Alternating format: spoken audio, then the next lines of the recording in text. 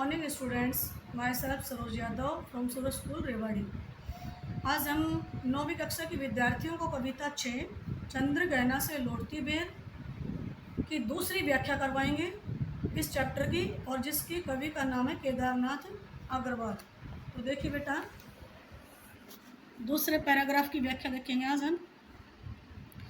और सरसों की न पूछो, हो गई सबसे सयानी।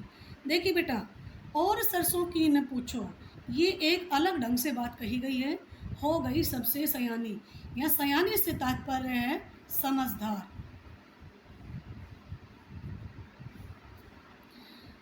हाथ पीले कर लिए हैं ब्याह मंडप में पधारी, फाग गाता मास फागुन, आ गया है आज जैसे। देखता हूँ मैं स्वयंवर हो रहा है, प्रकृति का अनुराग अंचल हिल रहा है। इस विजन में दूर व्यापारिक नगर से प्रेम की प्रिय भूमि उपजाऊ अधिक है। देखिए बेटा, इस कविता में देखिए, अनुराग अंचल का मतलब हमने अभी बताया था। ये अनुराग अंचल, इस अनुराग अंचल का मतलब होता है प्रेममय वस्त्र।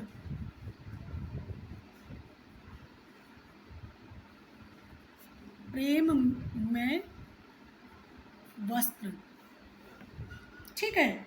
और विजन, इस विजन में, विजन का मतलब होता है बेटा एकांत, सुनापन, एकांत, सुनसान, एकांत या सुनसान। देखिए, और सरसों की न पूछो, हो गई सबसे सयानी।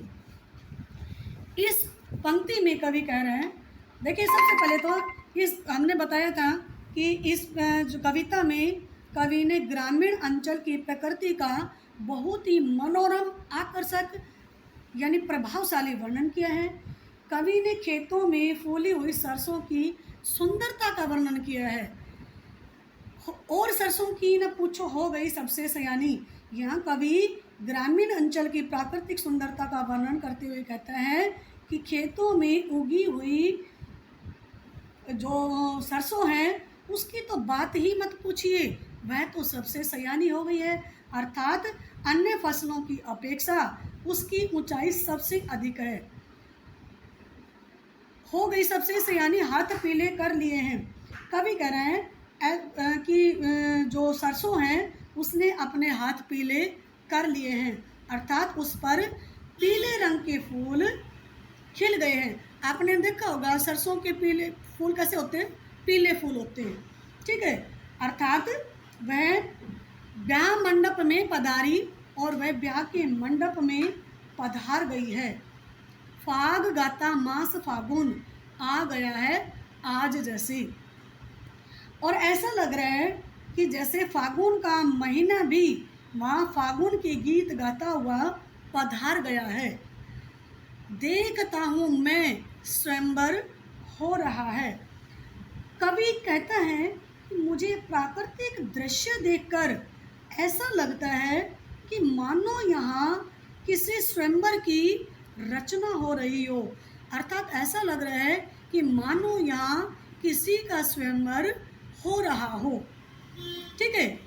प्रकृति का अनुराग अंचल हिल रहा है। अब मैंने कहा था अनुराग अंचल का मतलब बताया था प्रेममय वस्तु। कवि कह रहे हैं कि यहाँ एकांत वातावरण है और प्रकृति का जो प्रेममय जो अंचल है वह हिल रहा है। अर्थात चारों ओर प्राकृतिक प्रेम का वातावरण छाया हुआ है। चारों तरफ प्रकृति के प्रेम का वातावरण छाया हुआ है।